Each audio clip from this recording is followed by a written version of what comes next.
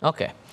Mas Hanta melihat ini bagaimana kemudian membacanya? Karena kan kalau di penegasan Pak Prabowo kepada para menteri adalah ini semata-mata untuk menyamakan gerak semua satu komando sesuai dengan arahan Presiden dan Wakil Presiden.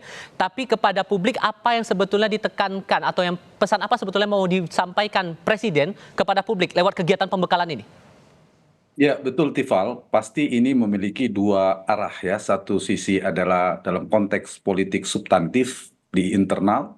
Yang kedua adalah dalam konteks politik simbol. Ada pesan yang mungkin hendak dikirim kepada publik yang nanti memiliki efek persepsi publik yang terbentuk.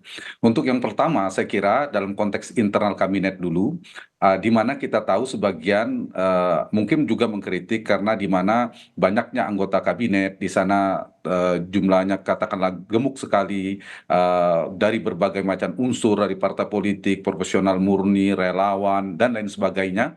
Nah, karena itulah relevansinya menjadi masuk ya, menarik karena satu ini adalah momentum yang penting yang bagus untuk membentuk kekompakan, keguyuban dalam tim yang akan dibangun dalam konteks tim. Yang kedua, karena besar banyaknya jumlah, maka perlu dibangun pola komunikasi, pola koordinasi yang juga baik dalam menjalankan pemerintahan ke depan. Dan yang ketiga, tadi Tipal juga sempat menyebutkan bahwa soal team building perlu membangun tim yang solid dan yang sebagainya, rangkuman dari yang saya sampaikan tadi.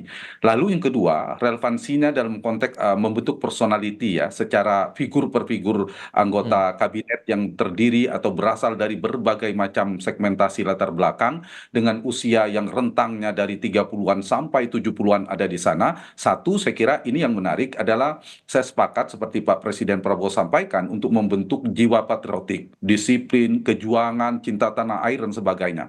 Yang kedua adalah membangun, meskipun cuma 3 hari ya, tetapi Mhm. ini titik awal yang bagus, membangun integritas, semangat anti korupsi, termasuk ketika Pak Prabowo, Presiden Prabowo menyampaikan pidato awal pelantikan itu. Dan yang Oke. ketiga yang juga sangat penting adalah membangun loyalitas, kesetiaan penting. Nah, saya ingin menjawab pertanyaan Tifal, untuk konteks persepsi publik komunikasi yang dikirimkan, ini bisa dua persepsi yang tertangkap. Satu, secara positif akan ditangkap publik Pak Prabowo sebagai presiden, kepala pemerintahan yang membangun persepsi positif tentang tidak sekedar memimpin pemerintahan, kepala negara, tapi membangun kepersatuan. Hmm. Jadi semangat persatuan, semangat cinta tanah air, NKRI, komitmen, dan lain sebagainya. Oke. Nah, yang kedua, ada yang ditangkap ada soal keseriusan, totalitas dalam memimpin pemerintahan bagi semua anggota. Satu lagi, publik akan menangkap bagaimana gaya kepemimpinan, Hmm. leadership style dari Pak Prabowo, termasuk leadership skillnya. Nah, disinilah poin terakhir bisa jadi berpotensi dua tangkapan. Oke. Satu, ini soal ketegasan, tapi bisa juga persepsi yang keliru ditangkap. Oh, Hmm. ada gaya militerisme, militeristik